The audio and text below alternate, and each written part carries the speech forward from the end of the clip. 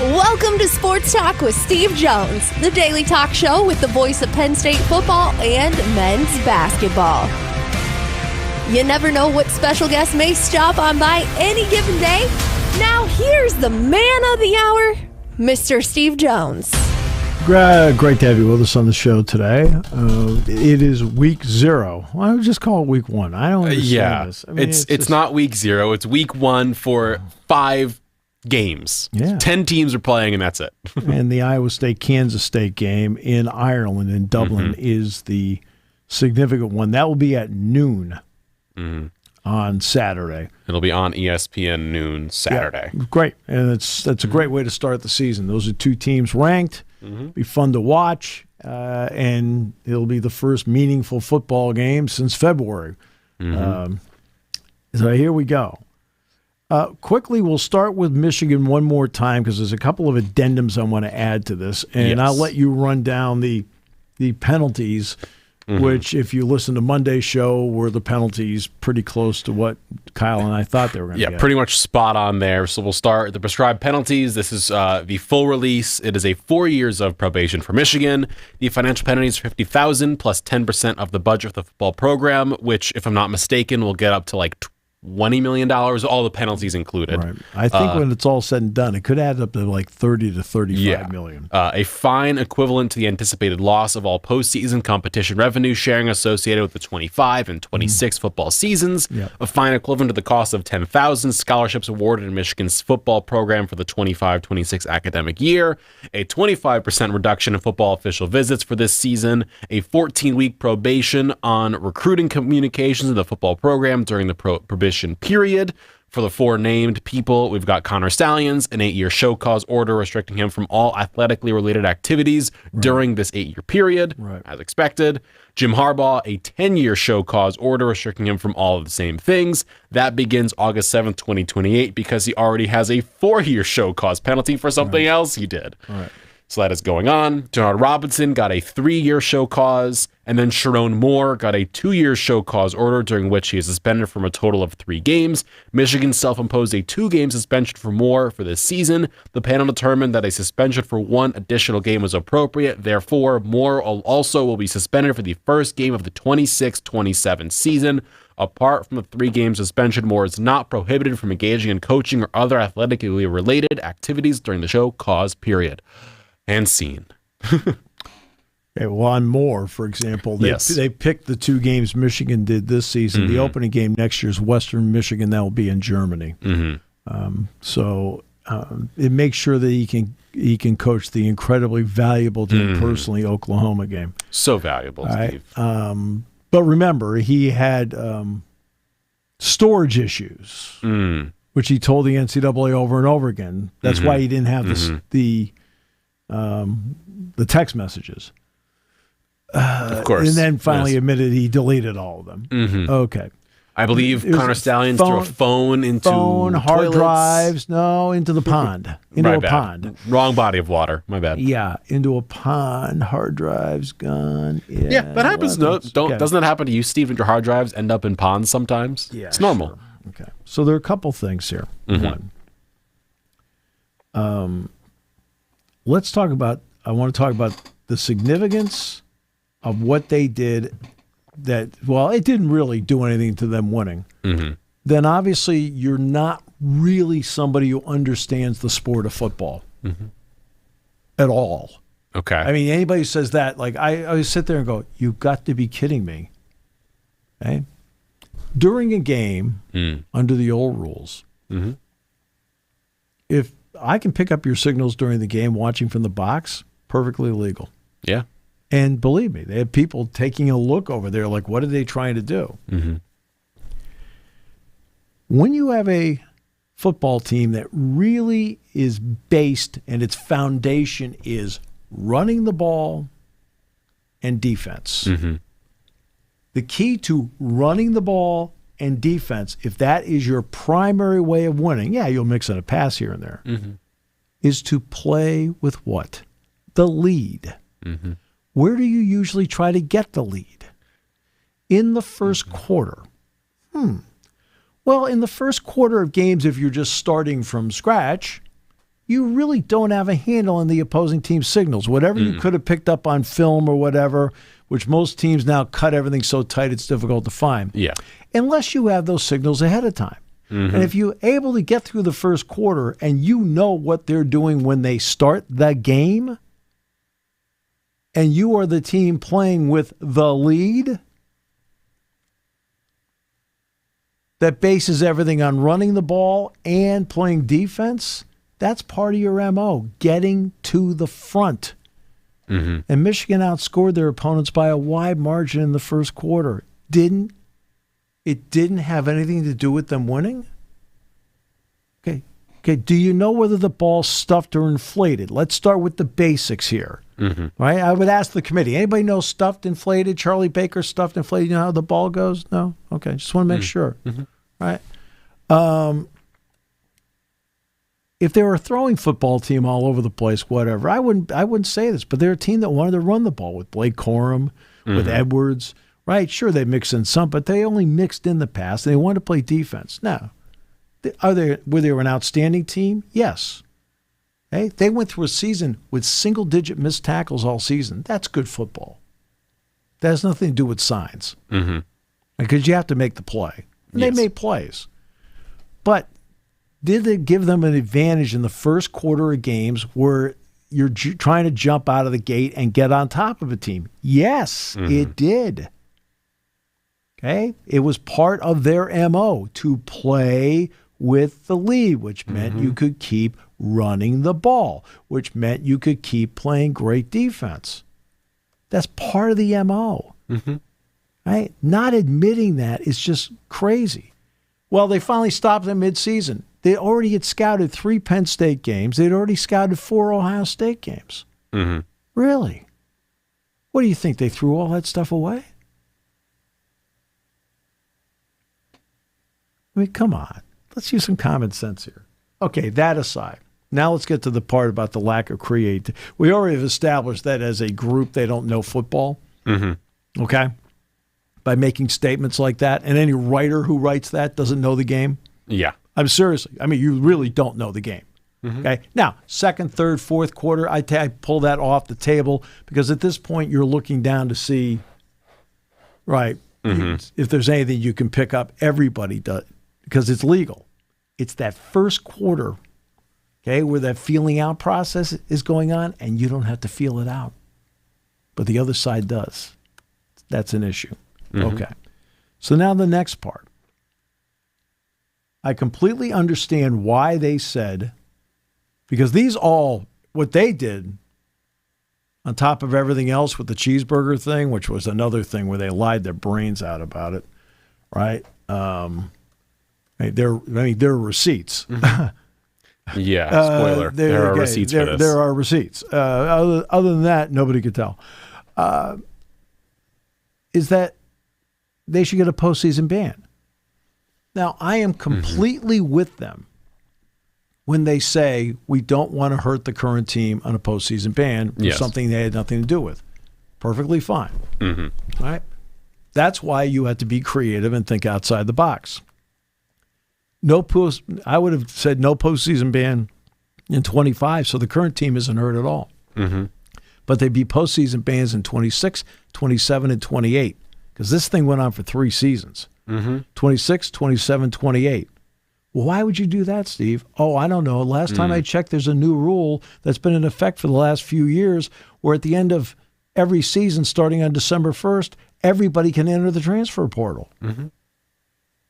So if they want to stay and ride it out, that now becomes the player's choice. The player now has a choice. And if they're like, no, if I'm not going to go to postseason, I'm going to go someplace else, that's fine. Okay? That's why I'm not affecting you from not going to postseason this year. That's fine. But because there is a transfer portal, in fact, 2 of them, where you can leave anytime you want in those transfer windows, you've got all the options in the entire country ahead of you.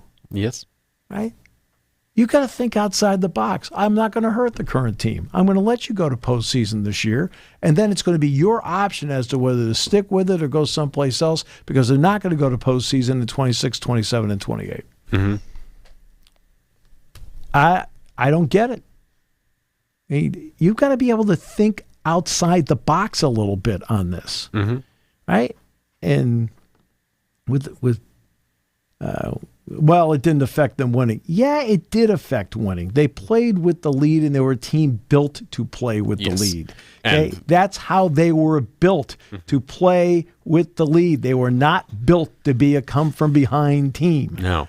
Okay? And by being able to enter the game with that information was invaluable. Because it allowed them to have advantages so they could get to the lead. Because let's not take away the fact that they are well coached. Let's not take away from the fact that they had a lot of talent.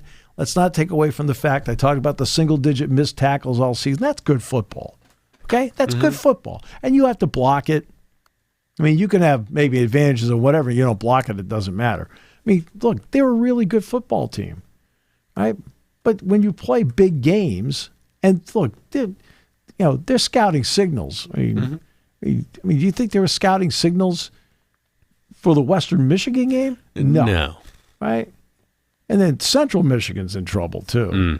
I mean, I don't know. I don't know how he's on the sideline. We're not sure if it's him. He finally admitted to the NCAA, yeah, it actually was me. It's like everybody knows it's you. I mean, the whole thing is just a mockery of it. And look, I would not advocate for them losing their national championship or anything like that. I would not advocate for that. There's a reason why I wouldn't advocate for that, because, I mean, what's done is done. They won the games. Everybody saw them win. The team that lost the championship game is not sitting there. Was it Washington? Yeah. They're not sitting there going, well, gee, maybe we'll get the vacated title. I don't think so. They don't want it. No. They don't want it. It's really that simple, right? Like I said, in a much lesser situation, much lesser. But Penn State played in the 98 NIT championship game with Minnesota. Minnesota won the game, okay? But they had to vacate it because of the Jan Gangelhoff, I wrote their papers scandal, among other things. And we knew going into the game that there were issues, but they won the game. What, you think, I don't want that banner. No one does. What the heck? Nobody does. Right? But so we saw them win the games. It's fine. So they got $35 million essentially. They got a national championship. You ask every fan base in the country, there would be high percentages of people that would be sitting there saying, it's kind of worth it. Like, really? I mean, it's not the answer you want to hear. Idealistically. Yeah. Idealistically, it's not the answer you want to hear, but realistically, that is the answer you're going to hear. You would be correct. Right? And that's and that's how it turned out. And it turned out the way I thought. I knew they weren't going to do much. Oh, the fine, whatever. Right? I mean, they'll live. I'm sure Larry Ellison at Oracle will come up with something. Someone will write a check from somewhere. So that's how I feel about it. See what I mean? You've got to be a little creative with this. Yes. Okay? I can understand. I don't want to hurt the current players on postseason bans. Fine. Let them go to postseason this year. Impose the ban in 26-27, or if you really want to go forward, 26-27-28, because they have the option of the transfer portal and the ability to play right away someplace else. Agreed. Speaking of Big Ten news that broke kind of over the weekend. We were not here to discuss this. Yeah.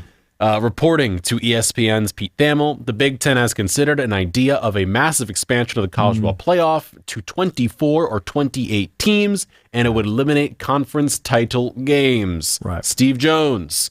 The Big Ten and SEC would get 7 automatic bids. The ACC and Big 12 would each receive 5. That would be 2 auto bids for the non-Power 4 conference teams and 2 at-large teams. Right. Your thoughts, sir? Well, I mean, this is Tony Petitti, TV mind, along with others. I mean, it's not just solely. Now, is he stealing ideas here a little bit? Yes, because the FCS currently has 24 teams in their playoff. Right? So 24 teams in a playoff is being done in college football at the FCS level, not at FBS. So there's a little bit of stealing of idea there, and it's all about the TV, where you can take as many Saturdays as possible, because it isn't until, I believe, the NFL does not play on Saturdays to the actual first weekend of the current college football playoff, which is the third weekend of December. So if you take out the championship games, that weekend, that Saturday, Friday, Saturday's wide open for you. The weekend where Army and Navy normally play the weekend after, again, Friday, Saturday is wide open. So you would dominate the cycle if you were to do that. That's a lot of games. Yes. That is a lot of games. It is a lot of games. And just purely looking at who would get the bids. That is a lot of games. It is a lot of games. It also is I'm just explaining how it would go, what the logic is behind it, not whether I'm for it or not. Well, I want to go through the details here. So if this was a 28-team model, for last season's Big Ten, you'd have Oregon, Indiana, Penn State, Ohio State, Illinois, Iowa, and Michigan all qualify. Right. A lot of teams, a lot of games. Right. In the SEC, you would have Georgia, Texas, Tennessee, Alabama, LSU, South Carolina, and Texas A&M would all qualify. Then you head over to the ACC, who gets 5 bids. This is where the problem comes in. Yes. SMU, Clemson, Miami, Syracuse, and Louisville would all get in. Right. You go to the Big 12. Arizona State, Iowa State, BYU, Colorado, and Baylor would each then get in. Then you head over to the next one, which I believe is the group of 5 teams. So I guess you take what? The Mountain West and Pac-12 would be next? Yeah. If I'm not mistaken. Sure. So you head down there, you'd have Boise State would make their way in. And then scrolling on down, I believe the next team to get in would be what? I think Army? Yeah. Or Army or UNLV would get in. Yeah. So you'd have those teams get in. Then you have 2 other bids of 2 other teams that would then also get in, which would add in Memphis and the other of Army or UNLV. Like, we are at so many team. Okay, look, Do you want to, Steve? Would you like to see Memphis versus Michigan? I'm a major advocate of capping it at 16. Yes. All right, and just going from there. I don't mind if the first round happens to be 7 games, where the top 2 teams get buys or something. Sure. The campus thing is great. That works out well. But there are limits. But there are limits to this. And part of the limits happens to be if you go to 24 games, you're now at the possibility. And I know you eliminate the conference championship game. But I mean, are you stretching this thing out to 18 games? I mean, that's not saying you're one of those teams in that situation. But if you play 28, if you put 28 teams in here, all of a sudden, like, how long does that end up going for? It takes too long to do. It takes a full month and a half. But that's crazy. I remember George Landis, who was Jack's teammate back in the 68, 69 seasons, and was a head coach at Bucknell and other places, was coaching high school football. And he was at CD East West. I can't remember which one it was. And so he came over the tailgate, and George was talking to Jack and I. And Jack said, so how many games do you have to go in the playoff? And this is in this particular year. He says, well, God, he says, for us to win the title, he says, we've got to win 6 playoff games between districts and states. I said, so George, you play 10 regular season games, but you have to win 6 postseason games to win the championship? Well, that's the same thing with this. I mean, you're adding on another half season to win. You have to play now to do what they're talking about with this. That's a season and a half of football. And the wear and tear. Oh, my gosh. Is just, okay, it's one thing to add on playoff games in basketball, and it's difficult, to do. But basketball is a little different. There's wear and tear, but not with the constant hitting and pounding that happens in football. When you're adding on an additional half season, I mean, Jason Kelsey has described it as a train wreck every single play. You were getting hit by a freight train every single play. That's right. For 60 some odd plays throughout a game, and that happens every week. That's like why your body gets just torched. Right. That's why we mention all the time when you get to November, you may, hey, they're quote healthy, but that's a relative term. Everybody in November is banged up, including and that includes the scout team developmental squad. The D squad's banged up. They're not playing in the games, but they're getting banged up on Tuesday and Wednesday. Yeah. Everybody is sore and banged up in November. Now, when you're playing what is alleged to be the better teams week in and week out, you're sore and banged up. For anybody complaining about the non-conference schedule now, hey, nobody's going to think twice about that with that kind of format. Because, like, what did you say, 7 Big Ten teams again? 7 Big Ten teams, 7 SEC teams, 5 in the ACC and Big 12 apiece, and then 2 from the Power 5 and 2 at large. So you'd end up with 28 total teams getting in, and like you'd have 8 and 5 Michigan. See, that's the issue to me. Like, what were they in the conference? 5 and 4? Michigan was 5 and 4 in the conference. Right. You'd have an 8 and 5 football team, and they'd be in the Louisville was the same, 5 and 4, and they were unranked. They would also be in here. Like you'd have so many of these teams that would be in this position. Yeah. They'd love the fact that Colorado last year would have gotten in because that would have given them eyeballs. Oh, there's no question. Yeah. But then you'd also get the Memphises of the world who, listen, Memphis, no offense, great school. No one wants to see Memphis in a 2018 playoff. No. No one wanted to see Arizona State or Boise State. Look, the lowest rated game in the New Year's Six every year is the one that involves the group of 5. Yeah. No offense, it's just the way it is. Right? They don't bring viewers to the table. And it happens over and over. Penn State played Memphis. Well, they had 53,000 people at the game. A lot of people came from Memphis to see the game. The TV ratings were, good, but not great. Yeah. All right. But it's like that every year. Houston plays Florida State when they were a group of 5. It's like, okay, hey, look, they won. Okay, well, great, they won. But did anybody watch? I mean, Oregon played Liberty in the Rose Bowl? Yeah. No, the Fiesta Bowl. Fiesta Bowl, yeah. Oregon played Liberty in the Fiesta Bowl. The ratings were okay. They were okay, but compared to the other New Year's Six games, because I think, was that the year Penn State played Utah in the Rose Bowl? I think so. Yeah. So Penn State, they got like 10, 11 million viewers for that game. And the Fiesta Bowl had like 2 or 3 million. Right? I mean, it's still good compared to other bowl games. But it's not great. But it's just like you got to be kidding me.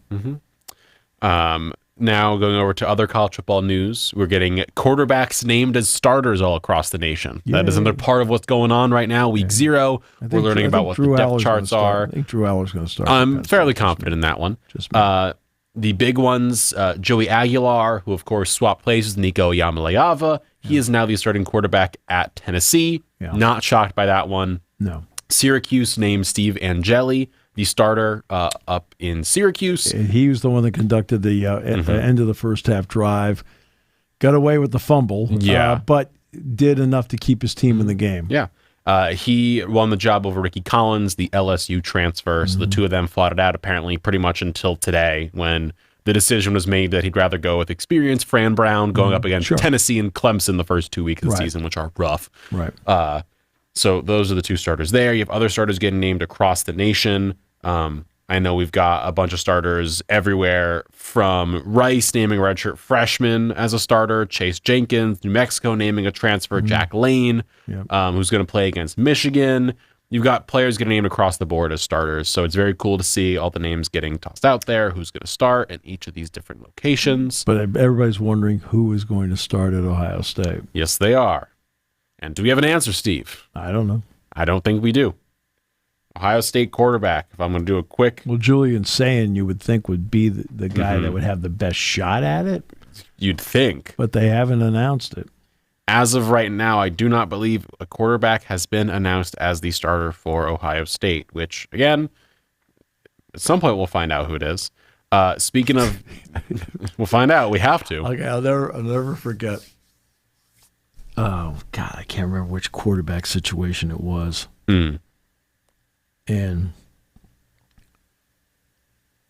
I'm doing the pregame with Joe, and Joe says, Steve, I'm not even going to tell you, even though I knew. And I said, geez, Joe, that puts a lot of pressure on me to know the numbers. He did. Joe started laughing. He said, that's good. Jam Miller, the Alabama Crimson Tide running back, is going to be out for the first game, it seems, against Florida State. Yeah. He injured and had an upper body injury in scrimmage on Saturday. Well, geez, that's a big blow because Castellanos is going to light that team up.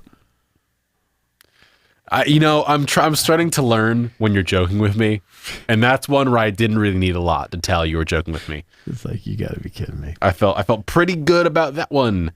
Okay. Oh boy, I can't believe college football's back. I forgot by 17 points, and he quit. I know, crazy. Really? I'm surprised. So college football is back this week with week 0. High school football is back this week as well. State High here is going to be playing in their first game of the season coming up this coming Friday. State High takes on Gateway here in State College. Very excited for that one. Of course, the great Jason Lord with Adam Sheets there going to be on the call for that game. Well, Adam Sheets will. It's like continues to hammer away. He knows most of the numbers. Yes. In the NFL, another week of preseason has gone by. Did you watch any of the games, Steve? No. I figured. That would include, of course, the great Jackson Dart performance against the New York Jets, because that was a big game. Along with that, you had the Saints and Jaguars tie at 17 apiece. Spencer Rattler threw okay. The Saints and Jaguars then traded players. They traded a center from the Jags for the Saints for Callan Saunders. And then, the game we all wanted to watch was Caleb Williams and the Bears just annihilating the Buffalo Bills, because you can tell they really cared about that one. The Bears won 38-0.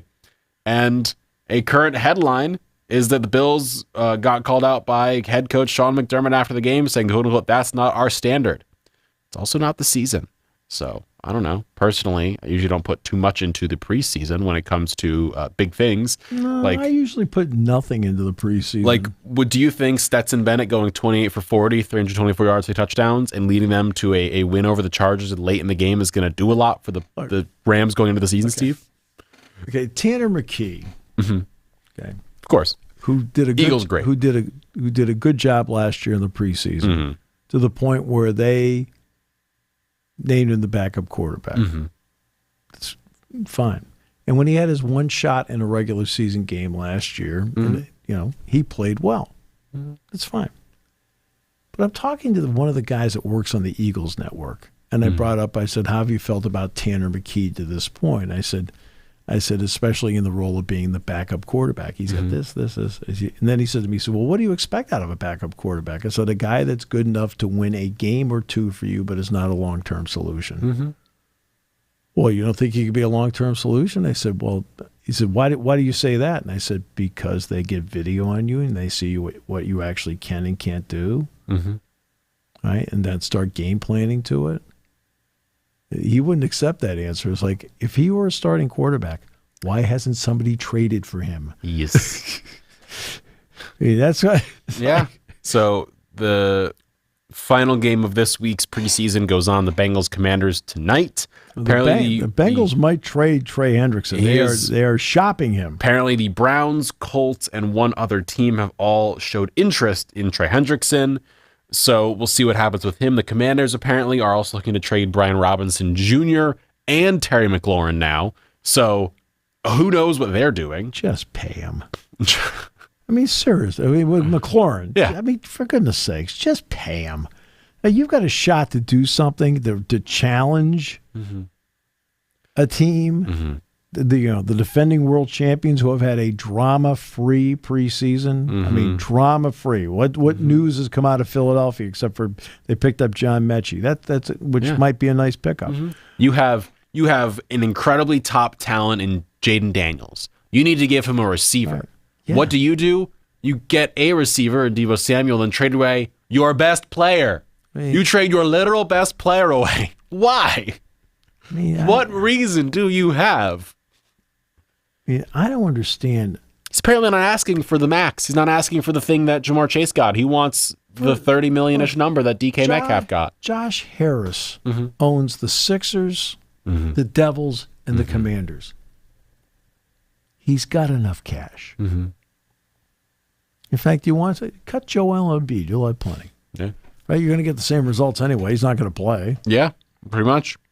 The final week of the preseason then kicks off Thursday. The Steelers take on the Panthers, Patriots at the Giants, and then you go through the rest of the games, Eagles, Jets, the Broncos, Saints, so on and so forth. And then the NFL returns on September 4th. Yes, Eagles and Cowboys will play. Cowboys, Eagles, NBC Peacock at Lincoln Financial. And then the Chiefs and Chargers play in Sao Paulo in Corinthians Arena.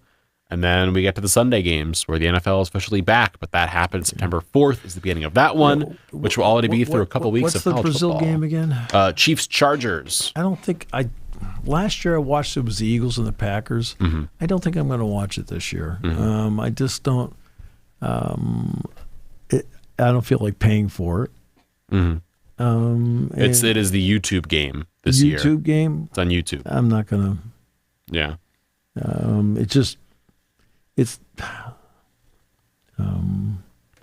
At least Brazil's going to get a good game because the Chargers are going to try and score some points. The Chiefs will try and score some points. And having Mahomes there is certainly the whole thing is Kansas City's the draw. The Chargers aren't. Doesn't mean the Chargers aren't a good team. They are a good team with a really good quarterback and a good team. The whole deal. But Mahomes and the Chiefs and they are the draw for the day. Right. And the question for you, Steve, I know we have some time. By how many points will the Cowboys lose to the Eagles opening night? I want your just give me a number right now. How many points? 17. 17. Okay. We'll check in a couple weeks' time before the game kicks off to see exactly how you feel about that one, Steve Jones. Maybe it'll go up higher. Maybe Micah Parsons will be on a new team. Who knows? There's something not right with that team. Oh, not at all. And I can't put my finger on it. Because you watch them, and it's not as if their quarterback doesn't have some talent. It's not as if their wide receivers don't have some talent. It's not as if some of their defensive players don't have talent, but they can't seem to put it all together. And they also they also act like a team. So one thing is always with the Cowboys, going back to Landry and then the Jimmy Johnson years, is that they always seem to be able to handle pressure of the moment. It's the fourth quarter, the ability to come back, do something. Their ability to come back now is something that for years and years, maybe they come back and then they don't hold the lead, something. But there's something that always is missing with Dallas. And again, because they are the Dallas Cowboys, they're in the position where America loves them, a segment, and there's a segment of America that hates them, and they both end up watching. So they do get great ratings for both reasons. And, that's...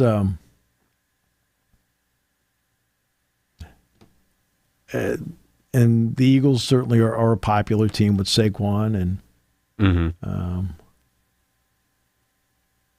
and Hurts. Finally we're going to get this segment that's over with where, and let's rank the top 10 quarterbacks. Let's rank the top 10 running backs in college football and pro football. And then you sit there and go, okay. And then we're supposed to talk about it. And I think that stuff is stupid. Yeah. So I don't think what do you think? I'm like, I don't really care. What do I care? Just go out and win. Well, if I'm not mistaken, there was a ranking taken care of by NFL owners and executives and such. They went through and ranked the quarterbacks. They ranked all of them. They went through, ranked every single person, all the quarterbacks, all the people, all the everything ranked. The top 5, it was Patrick Mahomes, Josh Allen, Joe Burrow, Lamar Jackson, Jaden Daniels in order. You then had Matthew Stafford, Justin Herbert, Jared Goff, Jalen Hurts, Baker Mayfield in the next grouping. You then head down from there. You had a lot of other players named. The bottom quarterback, that was a starter, by the way, named in terms of returning quarterbacks, was, surprise, surprise, Spencer Rattler at number 32. Look. Which is fair because... Okay. Jaden Daniels has played 1 year. Mm-hmm. Yep. Okay, he's played 1 year. Yep. All right. Give me a body of work of 5 years. Yep. Then we'll talk about where he is. Jalen Hurts has won 2 NFC championship games in his career and a Super Bowl. Huh. And you know what? In all 3 games, he played really well. Mm-hmm. That's why I put no faith in any of it. I mean, somebody explain to me what he is supposed to do. Again, Daniels is a wonderful talent, but he's got 1 year. By the way, the players that were voted 17th and I believe 16th were Tua Tagovailoa and Trevor Lawrence, both I think rightfully where they should be named because they both have question marks and so on and so forth. So all that's going on. The Lily World Series is raging on again. Today's games, you have Latin America against Japan. Yeah. You have a couple more games going on today. Southeast region against Mountain region. Asia Pacific versus Caribbean. Metro versus Midwest. Those games are going on today. Last night we had a Little League World Series. The Classic was going on. You know what's amazing is that Julio Rodriguez, who's a fine player, really struggled in center field last night. The lights there are better. I mean, because You've called games there. I mean, I've done a lot of games in that ballpark. I'm doing one on Thursday up there. And to be honest with you, there are very few balls that are hit to what we refer to as Death Valley out there in this league. The home runs there are to the power alleys. And there's plenty of guys I've seen him into the power alleys. And then to the lines. There's been nothing hit to center field. And I think I've only ever seen one guy make a catch against the wall in center field 19 years of going up there. Rodriguez really struggled with I don't know if he struggled with the lights, the fact that being a minor league ballpark, stands are down. There's all of a sudden things above the stadium you see. When so for example, I don't care whether he's playing in Seattle or they just played at Citi Field. There's a second deck. And I think he struggled a little bit with the background last night. It was really, really interesting the way that played out. Along with this going on, Cal Raleigh hit his 47th home run on the season. Right. Which, I mean, look, and that's what, the kids want to see that. Oh, yeah. I'm talking about the players. They wanted to see guys hit home runs last night. Cal Raleigh. And to have him do it was a big deal because, he's one of the marquee guys going into the game. Francisco Lindor, Juan Soto, Pete Alonso, Cal Raleigh, Julio Rodriguez. Those are the big names going in. To have one of the big names do that was a big deal. Yeah.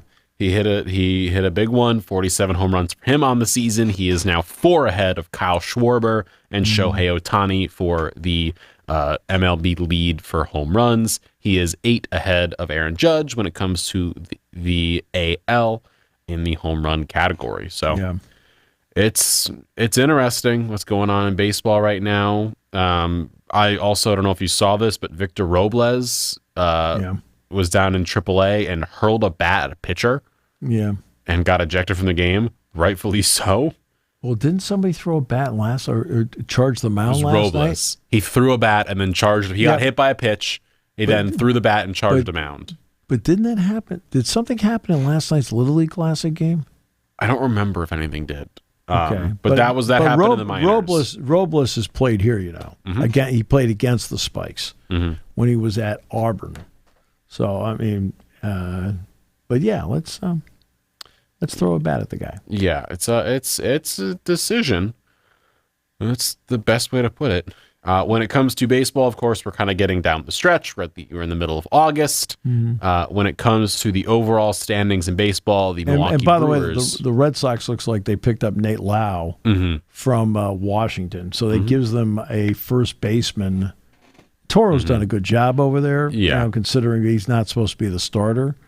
But it gives them another guy, over at that first base spot that actually is really good at playing the bag. Yeah. The best team in baseball right now is the Milwaukee Brewers. They are 6 games ahead of the Toronto Blue Jays as the best team in baseball, and they're just killing it. Well, they won 14 games in a row. They finally had the streak snapped by Cincinnati, and Cincinnati, to its credit, has now gone 70 consecutive series without being swept. Which is incredible. That's remarkable. And Cincinnati found a way to win late yesterday, which is what Milwaukee's been doing. Milwaukee is an interesting case because they didn't really do what you'd call a lot to improve the club in the offseason. They lost guys in the offseason. Williams got dealt to the Yankees. Didn't Adames he's no longer Willie Adames with them. Is with the Giants, I believe. Giants now. And yet, they're really good. Now, I'll tell you where they're underrated really good. Defensively, they're really terrific. They don't make a lot of bad defensive plays. Nope. They keep, with their defense, runs to a minimum. Their bullpen is good. And they've got enough hitting to win. Plus, of course, what are they doing right now? Because they are winning, that means they're playing with a lot of confidence. And a confident team, because Yelich is really, still there, still the star, but they're good. Yeah. And everybody's like, well, you got that kid pitcher. He hasn't done much since the All-Star game. He's been hurt. And he's also their 5th starter. Like, he's not their ace. He's not being put in the position Paul Skeens is, even though Skeens is incredible. Right. He's not put under the same pressure because they have Freddie Peralta and Quintana and guys ahead of him in the order. So he's protected a little bit, which is good for him. Yeah. But it's interesting to see what's going down in baseball right now. And the Dodgers, by the way, after being overtaken by the Padres, swept them over the weekend. That they did. And in sweeping them, they now have a 2-game lead in the West. And then we go to the sport that I care about quite a bit, the Premier League. Opening weekend was this weekend. And Arsenal won. I will give you a dark horse that can challenge Liverpool. Let me hear. Chelsea. I wouldn't say Chelsea. Chelsea. Okay. You can say Chelsea. I will say otherwise.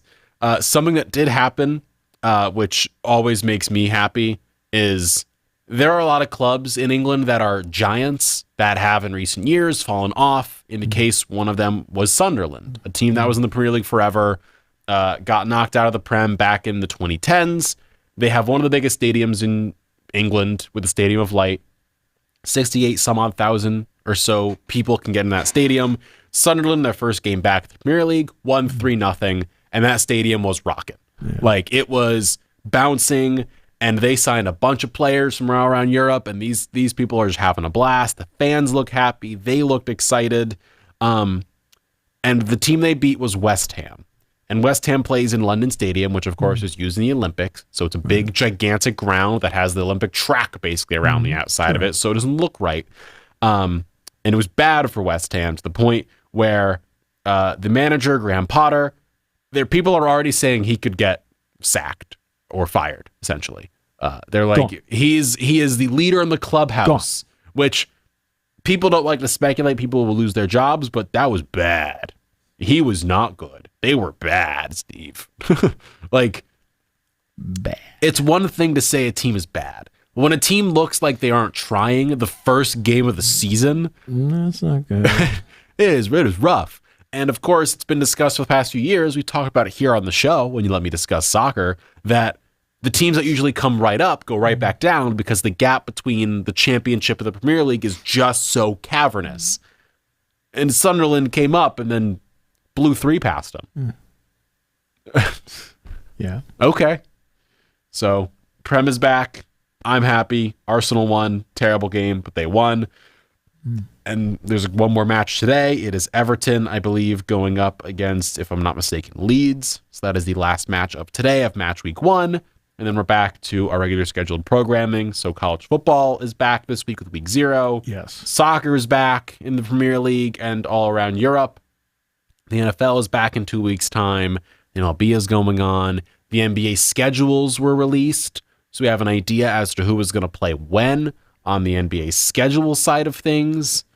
So there's a lot of stuff that's exciting and that's going on. Just start playing games. I know. Right? That way we can stay away from the list of the 10 best holders in the NFL. Yeah. Have we discussed the Christmas schedule in the NBA at all? No. Well, last year Oklahoma City didn't play on Christmas. Talk about not having a handle on your own league. I don't have the list anymore, but I believe you went 9 for 10 on predicting teams that would play on Christmas Day this year, Steve. Okay. You picked 10 teams. You picked the Cleveland Cavaliers and New York Knicks. They're both playing on Christmas Day in Madison Square Garden at noon. And then you chose both the Spurs and Thunder. They both play 2:30 Eastern time in Oklahoma City. You chose the Rockets and Lakers. They both play at 8 p.m. Eastern time in Crypto.com Arena. Right. You did choose the Warriors. They play against the Mavericks at 5 p.m. on Christmas Day in Golden State. The Dallas was the one team you did not pick out of your 10. You then have the Timberwolves at the Nuggets, 10:30 p.m. Eastern time in Denver. So you went 9 for 10. I don't remember the last team was, but you went 9 for 10, Steve. How's it feel? I would like to point out to everybody that I don't care. I know you don't care, but you nailed it. I think the last team you chose may have been the Orlando Magic, if I'm not mistaken. It may have been them. I think it was Orlando, because I think Orlando's actually not a great team, but they're a good team. They're a good team, and they're young, on the rise. You want to get them some screen time. So the games, you've got the Houston, Oklahoma City, and Golden State, LA games are going to be on NBC Peacock.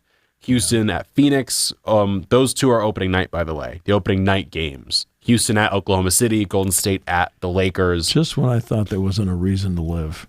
Both on NBC and Peacock. October 21st is that's a bye week for night. Penn State. It is a bye week for Penn State, so you get to relax and watch some basketball, absolutely. Steve. I don't think so. Aren't you excited to watch a 40-year-old LeBron James and a 37-year-old Steph Curry face off? I don't really think so, no. Okay. Yeah, it's like watching senior tour golf. Mm-hmm. And I also really enjoy watching look at the list that they have of the superstar returns to different locations. So Chris Paul is back as a Clipper. That's a fun one. Cool. Dame Lillard is back with Portland. Again, cool. Dame's not playing this year. I don't think Chris Paul is going to play. If he is, going to be for a quick cameo. I don't know what he's going to do. I just want to see Yannick play. Yeah. And the NBA Finals rematch will be on October 23rd, 2 days after opening day. The Thunder at the Indiana Pacers. That'll be fun. And the Thunder should win that game because Indiana does not have Tyrese Halliburton. Yeah. So that is what is going on when you get to the NBA side of things. Exciting. And then in the NFL, Xavier Howard signed for the Colts. So he has joined them. You mentioned the John Mechie trade to the Eagles. Yeah. Jaguars acquired Colin Saunders from the Saints. Isaiah Bond signed a 3-year deal with the Browns. So both him and Quinshon Judkins, both of their legal battles and legal things going on have been at least partially resolved. They're both, I believe, now joining the Browns. Feels so much better. So much better. Sports are kind of back, Steve. Sports are kind of back. And Penn State also named their captains for this season. So the captains for Penn State, you have Tyler Dzanski, Drew Aller, Nick Dawkins, Zane Durant, and Dom DeLuca as the main captains for the Penn State squad. Well, I guess I had 6 last year. Mm-hmm. Somebody asked me, is there any significance to 5? I said, yeah, it was the 5 that got the votes. It's the five who won through voting. Not really that difficult to figure out. So Captain's named. Season's almost here. Yeah. James Franklin was thrown in a pool. I don't know if you saw that or not. I was not there for that. So you were not thrown in the pool as well, Steve Jones. No, I was not. I was not there for that because you try to guess when James might do something like that where he's going to, because they were supposed to practice Thursday. I knew they were scrimmaging in the stadium Wednesday night. When it was over with, I looked at everybody and said, hey, I'll see you guys Friday. They said, what? I said, what about tomorrow? I said, we're not going to go tomorrow. He's going to give him the day off. You can just tell, like the timing of it. Yesterday, they went in the stadium. Then the storms came up. So then they had to break it down and go over to Haluba. They were in Haluba for maybe a half hour, 45 minutes, and then everything was fine. They went back outside in the outside practice. So they went 3 different practice areas yesterday to get yesterday's scrimmage finished. And today is decision day. And this is a tough day for some people. I mean, it's expected for some, but this is where you find out if you're a freshman, whether you're red light, yellow light, green light. That doesn't mean during the season it can't change. It can change in a month. It can change in 6 weeks. Okay. Yeah. You do it through your practice performance and so forth. I mean, even for some guys, game performance. But they'll find out that this is where the guys start to find out who's really on the D squad. Okay. Yeah. Because then you'll go through one more practice tomorrow, and then you start doing the advanced Nevada practices starting on Wednesday. And you have to have a D squad in place to do that. So this is the tough day where you inform people essentially where they stand in all this. Because, I know technically tomorrow's the last day of, quote, training camp, but I mean, training camp is essentially over now. This is decision day. Speaking of decision day. So, I mean, that's what it's all about. This is that point. Ohio State has named a starting quarterback.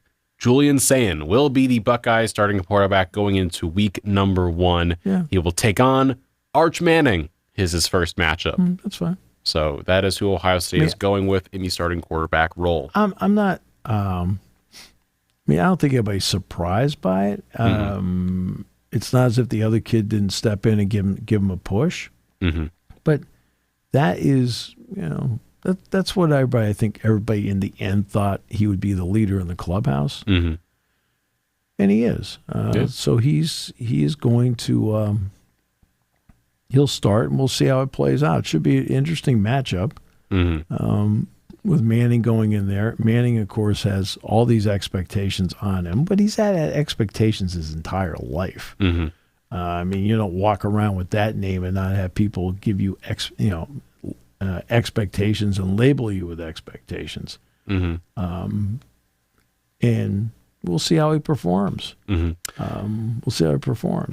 The last big sporting thing from the weekend, Scotty Scheffler won the BMW Championship.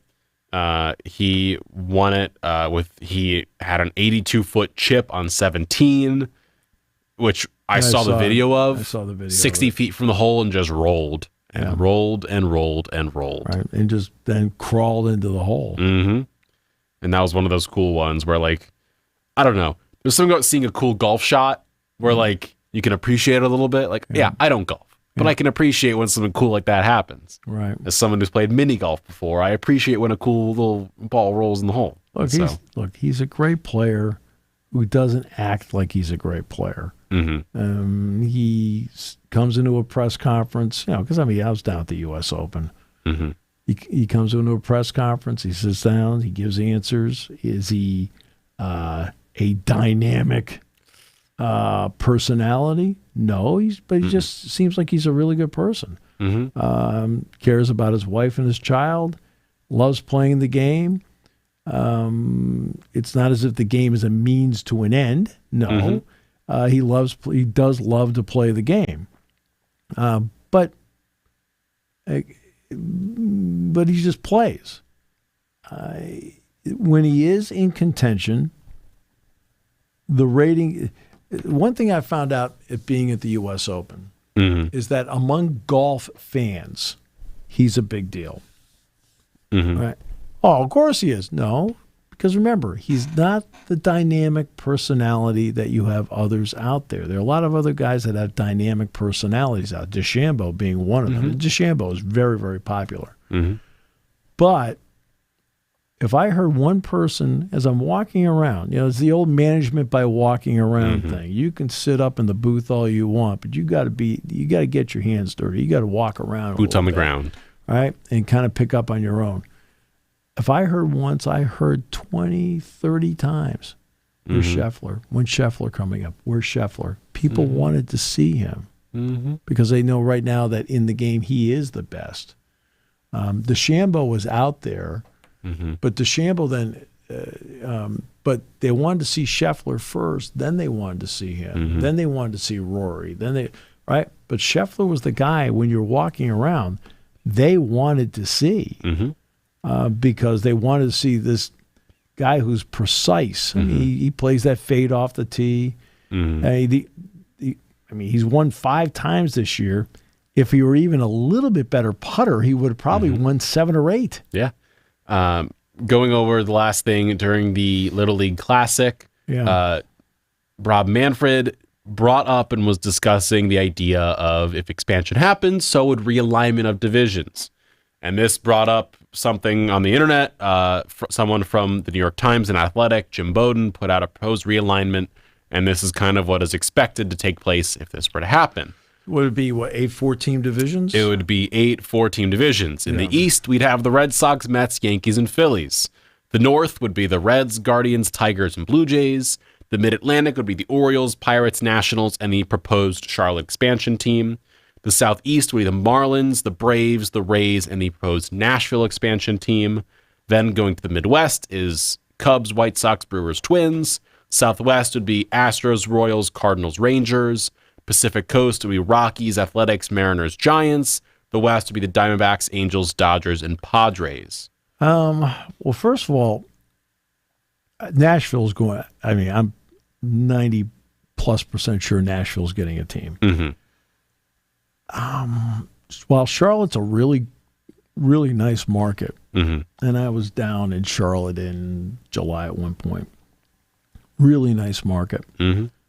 There's a lot of people saying Salt Lake City might be the second choice. And, of course, you're talking about now a Central Time Zone team and a Western Time Zone or a Mountain Time Zone team. They put a second team in the Mountain Time Zone. So one on one side of the Mississippi River, another team on the other side of the Mississippi River, instead of front-loading one side of the country. I'm just saying those would be my 2 leaders in the clubhouse to this point. And Salt Lake City is also very organized. Nashville's extremely organized.